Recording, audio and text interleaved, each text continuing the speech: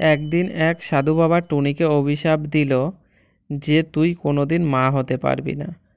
তাই টুনি খুব কষ্ট করছিল। কিন্তু একদিন টুনি ভাগ্য করে একটা ডিম পারল। এরপরে সে ডিম রেখে খাবার সংগ্রহ করতে যায়।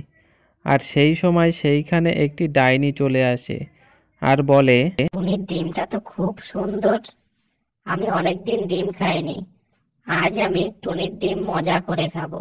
এই বলে সে ডিমটি নিয়ে চলে যায়। এদিকে টুনি এসে দেখে যখন তার বাসায় ডিম নেই, সে তখন কান্না করতে থাকে আর পাগলের মতন এদিক ওদিক ঘুরতে থাকে। শেষমেশ ডিম খুঁজতে খুঁজতে সে ডাইনির বাড়িতে পৌঁছায় আর কান্না করতে করতে বলে, ডাইনি, তুমি আমার ডিমটা দিয়ে দাও, তুমি আমার ডিমটি নষ্ট করো না। তখন ডাইনি বলে, তোর ডিম একমাত্র ফেরত দিতে পারে সেই সাধু বাবা, যে সাধু বাবা তোকে অভিশাপ দিয়েছিল।